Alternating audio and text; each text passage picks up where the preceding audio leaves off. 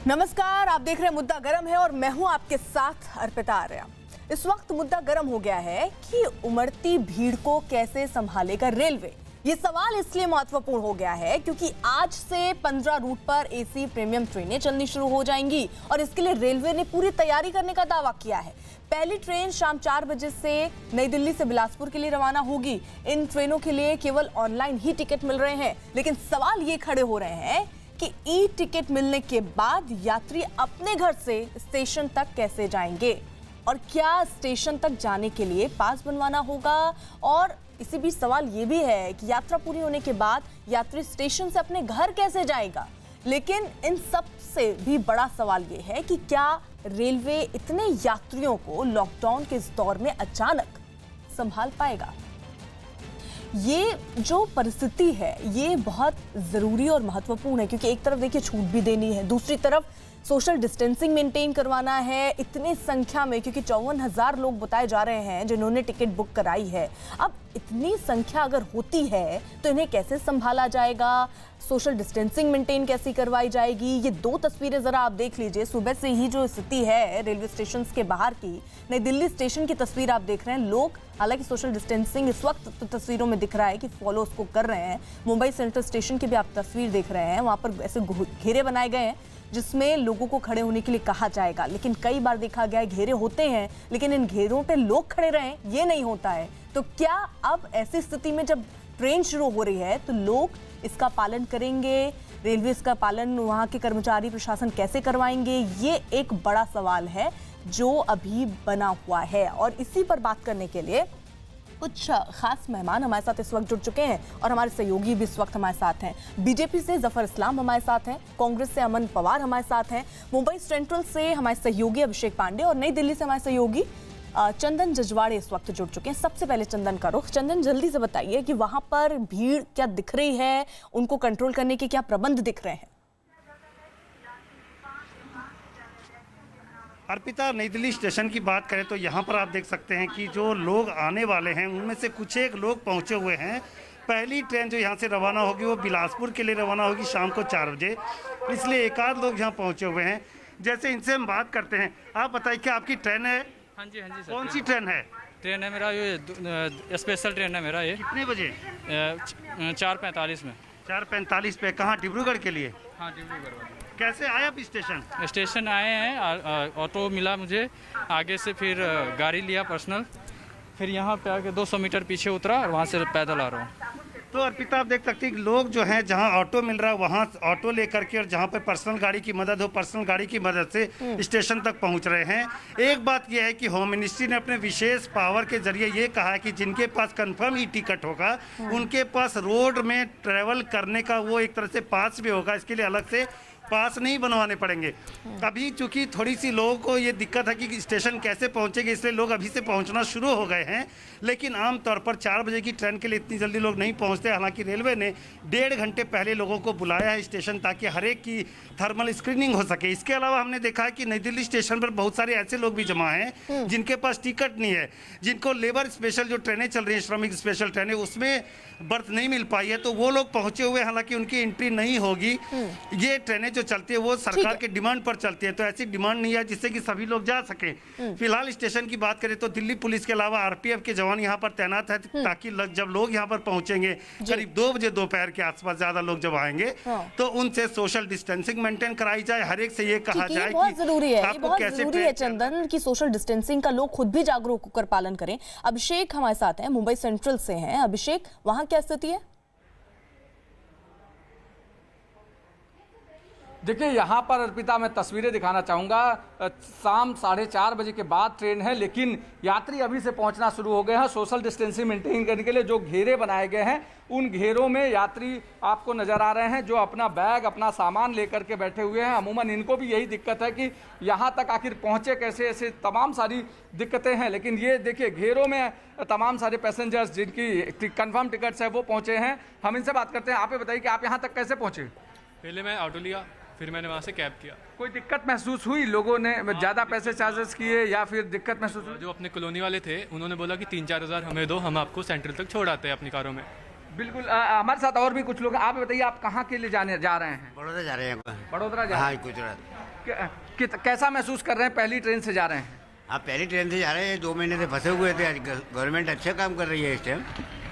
बिल्कुल। यहाँ पर देखिए, ये तमाम सारे यात्री जो आपको यहाँ पर दिखाई पड़ रहे हैं, यहाँ बड़ी संख्या में लोग पहुँचे हैं। आप बताइए कहाँ जा रहे हैं? दिल्ली। कैसा महसूस कर रहे हैं आज इतने दिनों के बाद आप घर जाने का मौका? बहुत अच्छा महसूस दिखाई दे रहा है, बड़ी खुशी हो रही है। आप बताइए कि आप जहाँ जा रहे हैं आपके पास कंफर्म टिकट्स हैं और कैसे यहाँ तक पहुँचे, और अब परिवार में जा रहे हैं, कैसा महसूस कर रहे हैं? परिवार में जा रहे हैं, बहुत अच्छा महसूस हो रहा है। कंफर्म टिकट है हमारे पास, टैक्सी करके आए हम इधर।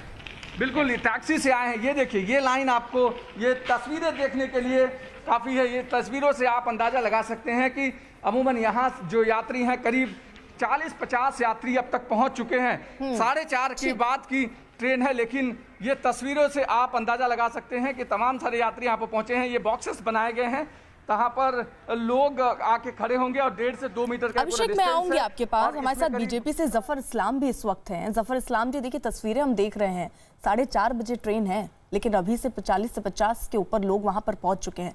शराब की दुकान खुली, हमने देखा, सोशल डिस्टेंसिंग की धज्जियां उड़ी वहां पर। ऐसे में रेलवे की शुरुआत ठीक है, अच्छा कदम हो सकता है, लेकिन लोगों की सुरक्षा एक बड़ा प्रश्न खड़ा हुआ है। कैसे इस उमड़ती भीड़ को रोका जाएगा? देखिए, ये हकीकत है कि कभी कभी लोग इतने ज़्यादा उत्सुकता रहती है उनमें कि वो वापस भीड़ जमा कर देते हैं, लेकिन जो सरकार हर तरह की उस कोशिश में है कि कहीं पर भी भीड़ ना हो, सोशल डिस्टेंसिंग का पालन होता रहे, और साथ साथ जो सुविधाएं देनी चाहिए एक यात्री को, वो सारी सुविधाएं सरकार द्वारा दी जा रही है। जैसे कि टिकट जो है ऑनलाइन बुक हो रहा है, किसी साथी को भी अगर जाना है छोड़ने के लिए या वापस लेने के लिए, तो उनको ऑनलाइन पास भी मिल सकता है। बहुत आसानी से आप अप्लाई कीजिए पास और तुरंत पास भी मिल जाएगा। उसका भी साधन जो है वो मुहैया किया हुआ है, तो मेरे ख्याल से कोई तकलीफ नहीं होगी। और देखिए, आपने अपने प्रोग्राम में दिखाया कि गाड़ियां भी चल रही हैं, टैक्सियां भी मिल रही हैं, ऑटो भी मिल रही है, प्राइवेट कार भी चल रहा है। जिसके पास टिकट है उसको कोई तकलीफ नहीं है। जिसको लेने जाना है या जिसको छोड़ के आना है, किसी वजह से छोड़ने के लिए जाना है, तो उसके लिए भी वो सुविधा जो है सरकार ने करके रखी है कि पास के लिए अप्लाई कीजिए। और अमन, अर्पिता, मेरे ख्याल से बीजेपी की हालत आज उस कबूतर की तरह है जिसके सामने जब बिल्ली आ जाती है तो वो आंख मूंद लेता है और कह देता है कि मेरे सामने कोई संकट नहीं है। आज बीजेपी को दिख नहीं रहा कि लाखों करोड़ों मजदूर जो है वो पैदल चल करके अपने गांव, अपने प्रदेश जा रहे हैं, और ये सिर्फ इसलिए हो रहा है क्योंकि जो एक झटके में प्रधानमंत्री ने बिना किसी प्लानिंग, बिना किसी रोड मैप जो डिसीजन लिया, जब 24 मार्च को प्रधानमंत्री ने लॉकडाउन अनाउंस किया तो उन्होंने कहा कि 18 दिन में महाभारत का युद्ध जीता गया था, हम 21 दिन के अंदर जो है कोरोना से युद्ध जीत जाएंगे। उनके जो एडवाइजर थे, हेल्थ टास्क फोर्स के जो एडवाइजर है, उन्होंने बोला कि 16 मई तक जो है कोरोना भारत में खत्म हो जाएगा। परसों गुलेरिया साहब का, एम्स के डायरेक्टर का बयान आया, उन्होंने बोला जून या जुलाई में पीक होगा। तो अगर आप लोगों के पास पहले ये स्टैटिस्टिक्स होते, ये आंकड़े होते, तो आपको लॉकडाउन घोषित करने से पहले सब मजदूरों को अपने अपने प्रदेश जाने की अनुमति देनी चाहिए थी, ट्रेन का प्रबंध करना चाहिए था। ठीक है, बिल्कुल अमन। देखिए जफर इस्लाम साहब, सवाल यही है कि जो मजदूर जो पैदल यात्रा कर रहे हैं, कई मजदूरों की हालत हम टीवी पर भी देख रहे हैं और स्थिति बहुत खराब है। क्या ये यहाँ महत्वपूर्ण नहीं होता कि इन मजदूरों के बारे में सोचा जाए? क्योंकि आज भी कई ऐसे मजदूर रोते बिलखते नजर आए कि उनको वो ऑनलाइन भर नहीं सकते टिकट, और उनके पास पैसे नहीं है जाने के लिए, पैदल निकल रहे हैं तो पुलिस वाले रोक ले रहे हैं। वो क्या करें? तो क्या पहले इन मजदूरों के बारे में, जिनके पास ना खाने को है ना रहने को घर है, इनके बारे में नहीं सोचना चाहिए पहले?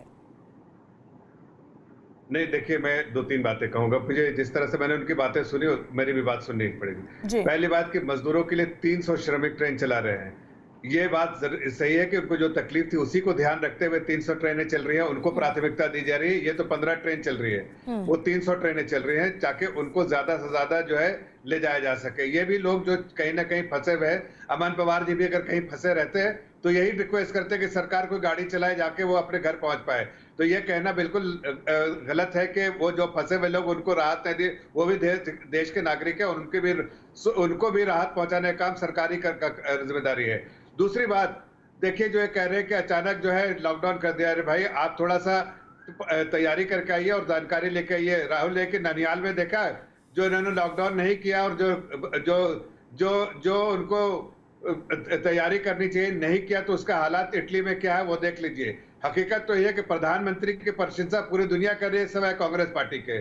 कांग्रेस पार्टी जो है वो बिल्कुल एक ही चीज है कि ऐसे में जब साथ खड़े होकर साथ लड़ना है कोरोना से, तो ये अलग स्टैंड ले रहे हैं, ये जानते हुए भी कि इनका स्टैंड गलत है। हकीकत तो है कि कोरोना को ये पहले से कोई बीमारी किसी को नहीं मालूम है। अगर ये आई है तो जैसे झटका भूकंप आता है तो भूकंप किसी को बता के नहीं आ जाता है, लेकिन जहां जो प्रिकॉशंस लेने चाहिए थे जो सरकार ने लिए हैं उसकी प्रशंसा पूरी दुनिया कर रही। नंबर आंकड़े सब आपको बताते हैं कि सही काम हुआ है। यहाँ पर एक छोटे से इटली, छोटी सी जगह है जो एक स्टेट से भी छोटा है, वहां पर आप देखिए किस तरह का महामारी किस तरह से फैल गई है। और यहाँ पर देश इतना, जहाँ 20% दुनिया की पॉपुलेशन इस देश में रहती है, वहां पर आप देखिए कैसे आंकड़े हैं। तो सरकार ने जो कहा है वो बिल्कुल काम किया, सही किया है। आज हमारे राष्ट्रीय अध्यक्ष जी ने भी एक आर्टिकल लिखी है, मैं उनसे निवेदन करूंगा पवार जी से कि हमारे राष्ट्रीय अध्यक्ष जी के आर्टिकल पढ़िए, ट्वीट भी किया उन्होंने नड्डा जी ने, उसको पढ़िए। इंडिया पे बात कर ले हम।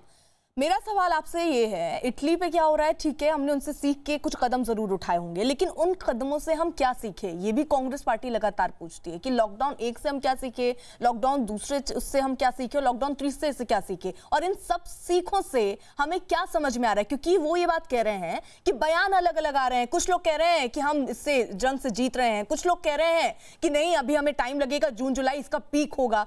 तो सरकार को स्पष्ट करना चाहिए सामने आकर ना, इन विपक्ष वालों को भी और देश के सामने भी।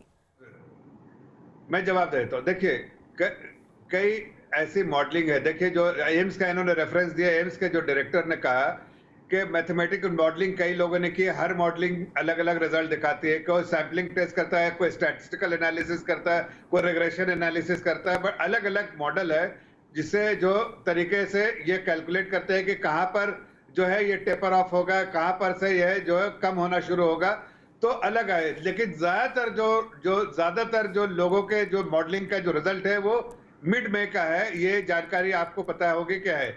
उन्होंने सिर्फ इतना कहा कि ऐसा भी है कि किसी के मॉडलिंग, मैथमेटिकल मॉडलिंग में इसके डायरेक्टर ने कहा उनके हिसाब से जून जुलाई भी हो सकता है, वहां भी पीक कर सकता है। तो हकीकत तो यह है कि ये महामारी पहली बार है, कोई अनप्रेसिडेंटेड है, पहले कोई इसकी जानकारी नहीं है। जो बेस्ट तरीका हो सकता है, बेस्ट एक्सपर्ट्स है दुनिया के, उन्होंने भी जो एडवाइस किया था कि 1 मिनट 10 सेकंड ठीक है, दुनिया के जो बेस्ट जो एक्सपर्ट्स है इस एरिया के, उन्होंने जो कहा था कि 40 मिलियन जो लोग यहाँ पर महामारी के शिकार हो जाएंगे। लेकिन आपके सामने प्रधानमंत्री की रिपोर्ट, आपके जो उन्होंने काम किया, आप नड्डा जी ने आज अपने आर्टिकल में भी लिखा और आज आपके सामने रिजल्ट भी है कि ये, और हु का, WHO का भी जो है वो जो एक्नॉलेजमेंट है कि बेस्ट काम जो हिंदुस्तान में हो रहा है। फिर भी अगर कोई को क्रिटिसाइज करना तो भाई देश की जनता देख रही है आपको। ठीक है अमन जी।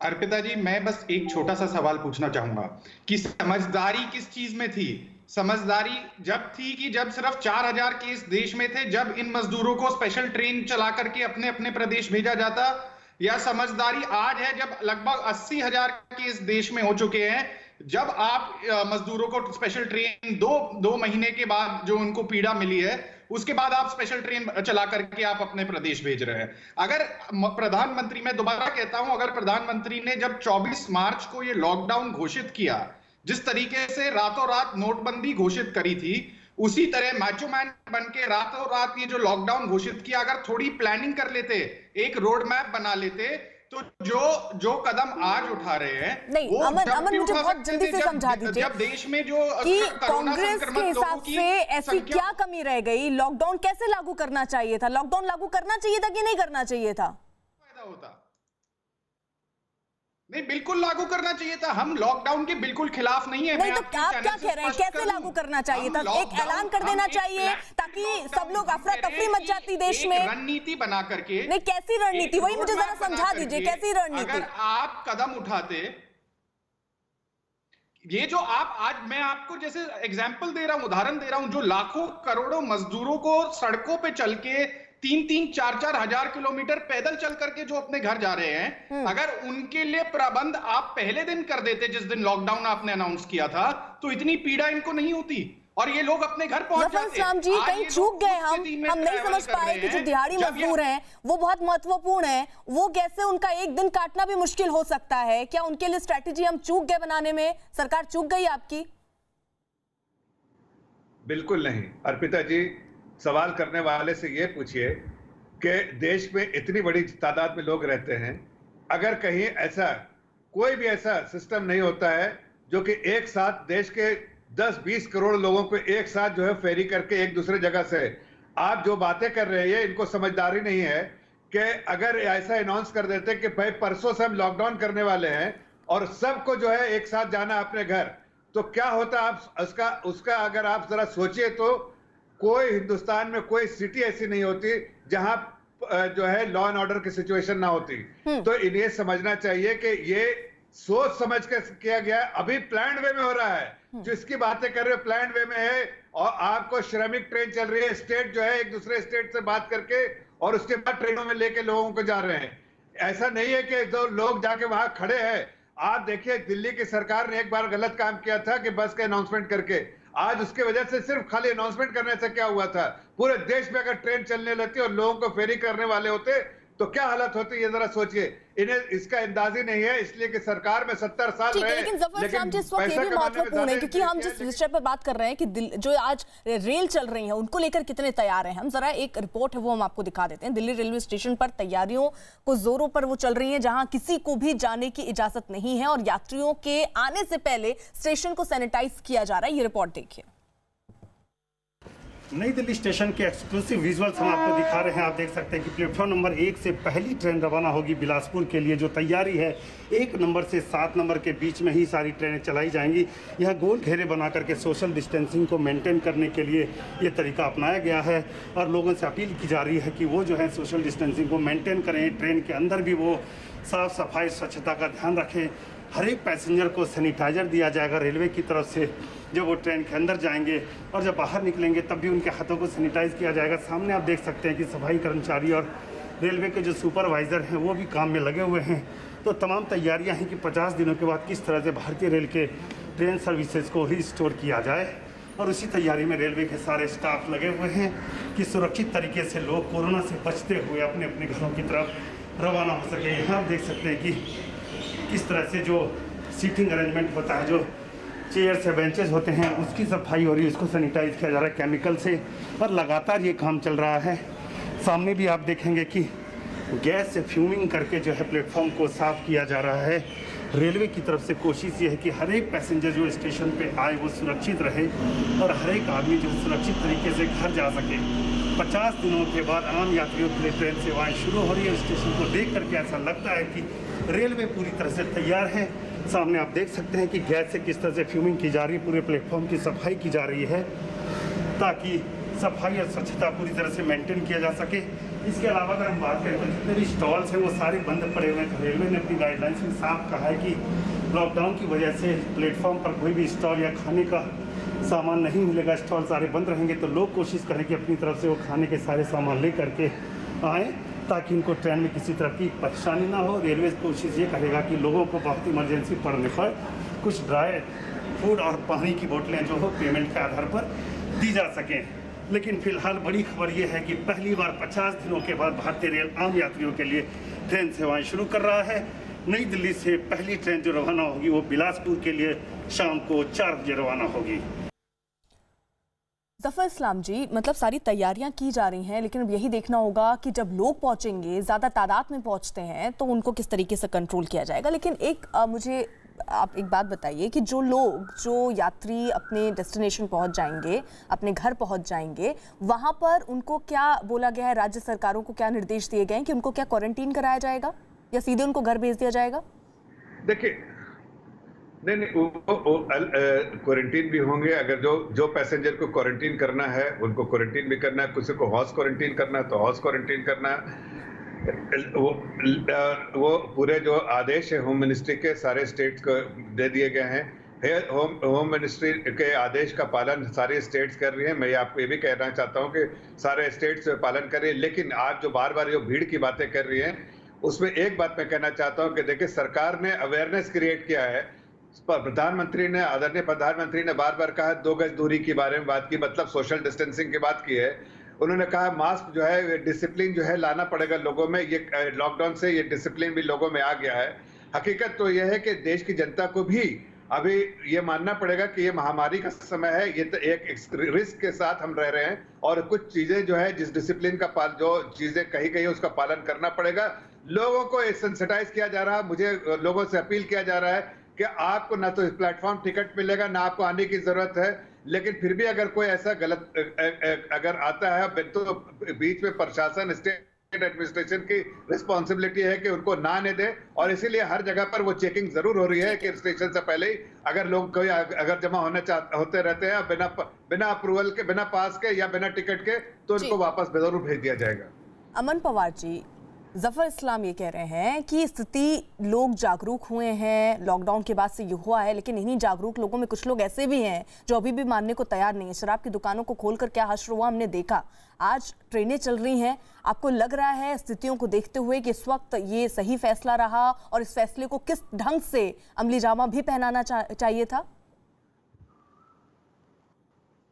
देखिए, मेरा ये कहना है कि जो मजदूरों के लिए जो हेल्प आनी चाहिए थी, जो मदद आनी चाहिए थी, वो बहुत पहले आ जानी चाहिए थी। फिर भी देर सवेर सरकार जब भी जागी और जितने मजदूर जो सड़कों पे चल रहे हैं, हाईवे पे चल रहे हैं, उनके लिए भी मदद के लिए कोई ना कोई प्रबंध राज्य सरकारों को और केंद्र सरकार दोनों को करना चाहिए। दूसरी बात यह है कि जो एक जनरल परसेप्शन है कि कोरोना की स्थिति में क्या होने वाला है, देश में आगे क्या बदलाव होने वाला है, तो उसके लिए मेरे ख्याल से सरकार को बहुत जल्दी सार्वजनिक करना चाहिए कि क्या हमारे देश में स्थिति है, कब ये पीक करेगा, कब इसके जो मामले हैं इसका ग्राफ जो है वो फ्लैटन होगा। क्योंकि जो ये बार बार कॉन्ट्रडिक्टिंग बयान जो आ रहे हैं, जैसे कल मैं देख रहा था कि हेल्थ मिनिस्ट्री की जो प्रेस कॉन्फ्रेंस थी, उसके जॉइंट सेक्रेटरी लव अग्रवाल ने कहा कि हमारा पीक कभी रीच ही नहीं करेगा। डॉक्टर गुलेरिया कह रहे हैं कि जून जुलाई में हमारे देश में पीक हो जाएगा। तो क्या हमारे देश में किस तरीके से इसकी डेवलपमेंट होने वाली है और क्या कदम हमें उठाने चाहिए, उसके लिए एक रोड मैप सरकार को जारी करना चाहिए कि किस तरीके से डेवलपमेंट हो रही है, कब पीक करेगा और क्या रोड मैप है उनका। जब तक रोड मैप सरकार नहीं बनाएगी तो ऐसी परिस्थितियां बार बार सुनिए, पहले तो इनको जो बार बार ये कह रहे हैं कि सारे श्रमिकों को एक साथ भेज देना चाहिए था पहले, अभी ये जागी है सरकार। अरे भाई पवार साहब, जरा समझ लीजिए कि अभी पहले इसलिए नहीं उनके लिए आपने उनकी तरफ एक मिनट सुन लीजिए, अब सुन लीजिए, मेरे सुन लीजिए। मैं कह रहा हूं कि पहले अगर भेजते तो उस वक्त जो है पीक होने वाला था, उस वक्त सारी चीजें बता रही थी कि आज जो आंकड़े मत देखिए, उस वक्त अगर लोग जाते तो ये आंकड़ा जो 75,000 क्या बात कर रहे हैं। अरे भैया सुन तो लीजिए, आप सुन तो लेंगे, खाली 4,000 देखेंगे कि इस वक्त जो सिम्टम था वो देखेंगे। अगर उस वक्त रहते तो ये 70,000 जो है 7 करोड़ होता। जरा सुन लीजिए, उसके बाद ही बात कीजिए। उस वक्त कंट्रोल करना जरूरी था, नहीं कंट्रोल करना जरूरी था। दूसरी बात मैं कहना चाह रहा हूँ कि अगर आप जो पैदल चलने वाले मजदूर देखे जो उन्होंने गलत किया, एक मिनट सुन, क्या बात कर रहे हैं आप? अरे भाई सुन तो लीजिए, कम से कम आप बीच में बात कर रहे हैं। मैं आपकी महाराष्ट्र की सरकार पटरियों पे आपकी सरकार थी, वहां पर क्या सो रही थी सरकार? वो जागी नहीं थी क्या? जो पटरियों पे लोगों की मौत हो गई, वो किसकी रिस्पॉन्सिबिलिटी थी? वो आपकी रिस्पॉन्सिबिलिटी, आपकी सरकार की मेरे पास कमी है, आप दोनों को मैं रोक रही हूँ, लेकिन इस वक्त आरोप प्रत्यारोप से ऊपर उठकर स्थिति पर किस तरीके से कंट्रोल किया जा सकता है वो सोचना बेहद जरूरी है। हर पार्टी को, हर इंसान को, हर शख्स को फिलहाल वो सोचना चाहिए। बढ़ रहे आगे, मुंबई सेंट्रल में ट्रेन के आने से पहले स्टेशन पर खास तैयारियां चल रही हैं। स्टेशन को पूरी तरह सैनिटाइज किया जा रहा है। मुंबई सेंट्रल स्टेशन पर लगे डिस्प्ले बोर्ड की चमक जो करीब 51 दिनों पहले जो है फीकी पड़ चुकी थी, एक बार फिर से वो चमक वापस आ गई है। आप देखिए, जो डिस्प्ले बोर्ड है उस पर साफ तौर पर अब डिस्प्ले हो रहा है कि आज मुंबई सेंट्रल से दिल्ली के लिए स्पेशल ट्रेन 5:30 बजे यहाँ से छूटेगी। मुंबई सेंट्रल स्टेशन मुंबई के बड़े स्टेशनों में से और खासकर पश्चिम रेलवे लाइन के स्टेशनों में से सबसे महत्वपूर्ण स्टेशन है। और यहाँ पर देखिए डिस्प्ले बोर्ड आपको नजर आ रहा होगा, बिल्कुल क्लीन। पिछले 51 दिनों से, क्योंकि ट्रेनें बंद थी, ट्रेन सेवाएं पूरी तरह से बंद की गई थी लॉकडाउन के चलते, उसके बाद से यहाँ पर बिल्कुल सन्नाटा पसरा हुआ था। उसके चलते जो है यहाँ पर अब रौनक फिर से लौट रही है और सिर्फ डिस्प्ले पर साफ तौर पर आप देख रहे हैं कि जो ट्रेन का टाइम है, ट्रेन का नाम है, वो तमाम जो डिस्प्ले बोर्ड पर साफ तौर पर अब डिस्प्ले हो रहा है। और देखिए दूसरी तरफ अभी भी यहाँ पर बॉक्स बनाए जा रहे हैं, क्योंकि सोशल डिस्टेंसिंग मेंटेन करना एक बड़ी चुनौती होगी इस दौरान। देश भर में पिछले 24 घंटे में कोरोना के 3,604 मरीज सामने आए हैं। कोरोना से 24 घंटे में 87 लोगों की मौत हुई है। वहीं देश भर में अब तक कोरोना से मरने वालों की जो संख्या है वो 2,293 पर पहुंच गई है। देश में अब तक 70,756 कोरोना पॉजिटिव हो गए हैं और अभी तक 22,455 लोग ऐसे भी हैं जो स्वस्थ हुए हैं, ठीक हुए हैं और अपने घर गए हैं। देश के ज्यादातर राज्य कोरोना वायरस से जूझ रहे हैं, लेकिन इनमें कुछ राज्य ऐसे हैं जहां कोरोना की चपेट में आने वाले मरीजों की तादाद लगातार बढ़ रही है। वहां कोरोना के मरीज भी बहुत ज्यादा हैं। सबसे खराब हालत महाराष्ट्र में है, जहां पर कोरोना मरीजों की संख्या लगातार बढ़ती जा रही है। वहां पर मरीजों की तादाद 23,000 के पार हो गई। कोरोना से जूझ रहे राज्यों में गुजरात दूसरे नंबर पर है, जहां अब तक कोरोना के मरीज 8,500 के पार हो चुके हैं। कोरोना मरीजों की संख्या में तीसरे नंबर पर तमिलनाडु है, जहां अब तक 8,000 से ज्यादा मरीज सामने आ चुके हैं। वहीं दिल्ली चौथे नंबर पर है, जहां मरीजों का आंकड़ा 7,000 के पार है। और 5वें नंबर पर राजस्थान, जहां कोरोना मरीजों की संख्या करीब 4,000 है। कोरोना वायरस के कहर से पूरी दुनिया बेहाल है। दुनिया के 185 देश इस वक्त कोरोना महामारी की चपेट में हैं, लेकिन कुछ देशों में हालात जो हैं वो बहुत ज्यादा खराब हैं। ऐसे देशों में पहले नंबर पर अमेरिका है, जहां कोरोना में मरीज जो हैं वो 13,47,000 हो चुके हैं, उससे भी ज्यादा। वहीं दूसरे नंबर पर स्पेन है, जहां कोरोना के मरीजों की तादाद 2,27,000 से भी ज्यादा है। तीसरे नंबर पर ब्रिटेन है, जहां अब तक 2,24,000 से ज्यादा मरीज सामने आ चुके हैं। कोरोना के मामले में चौथे नंबर पर रूस है, जहां मरीजों की संख्या 2,21,000 से ज्यादा हो चुकी है। 5वें नंबर पर इटली है, जहां कोरोना मरीजों की संख्या 2,19,000 के पार है। लॉकडाउन के दौरान फंसे मजदूरों को उनके घर पहुंचाया जा रहा है। मुंबई में आरसीएफ, बीपीसीएल, एचपीसीएल में काम कर रहे ओडिशा के मजदूरों को उनके घर पहुंचाने के इंतजाम किए गए। इन मजदूरों को लोकमान्य तिलक टर्मिनल ले जाया गया, जहां से वो अपने अपने घर के लिए रवाना हो जाएंगे। हालांकि बस पर सवार होने के दौरान ये मजदूर सोशल डिस्टेंसिंग को नजरअंदाज करते दिखे।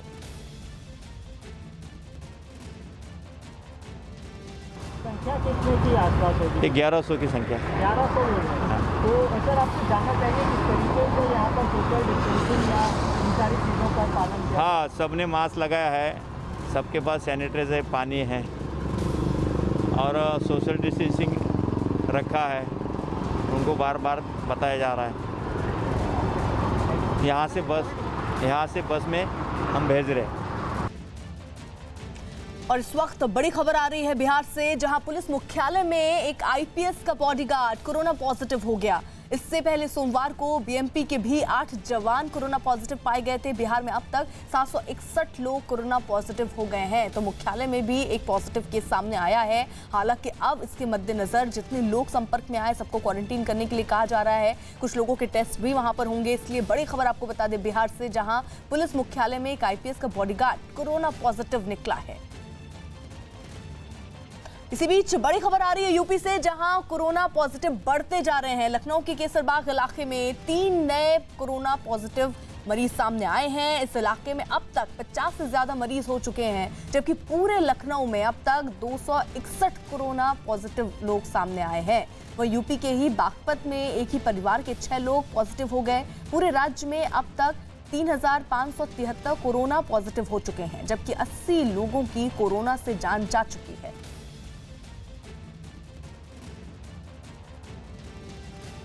एक तरफ अमेरिका में पिछले 24 घंटों में 17,500 से ज्यादा कोरोना के नए मरीज मिले हैं। 1150 से ज्यादा लोगों की मौत हो गई है। तो वहीं दूसरी तरफ कोरोना महामारी की वजह से बंद पड़े अमेरिका को फिर से खोलने की तैयारी चल रही है।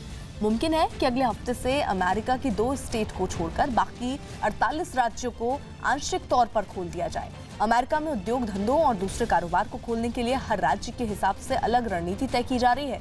राज्यों में छूट भी नई गाइडलाइंस के मुताबिक दी जाएगी। माना यह जा रहा है कि शुक्रवार से अमेरिका के ज्यादातर जो राज्य हैं उनके कारोबार में कामकाज में छूट मिल सकती है, जहां कोरोना वायरस के फैलने का खतरा कम हो।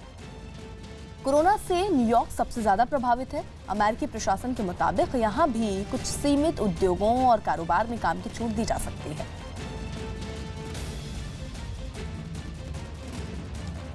इसी बीच एक और बड़ी खबर आ रही है महाराष्ट्र से। महाराष्ट्र के पालघर में भीड़ की हिंसा के मामले में पुलिस ने 11 और आरोपियों को गिरफ्तार किया है। बताया भी जा रहा है कि ये 11 लोग पालघर के पास जंगल में छिपे थे, जिनमें से 5 को देर रात ही गिरफ्तार कर लिया गया, जबकि 6 आरोपियों को सुबह सुबह पकड़ा गया है। ताजा गिरफ्तारी के बाद इस मामले में कुल 126 आरोपी गिरफ्तार हो चुके हैं।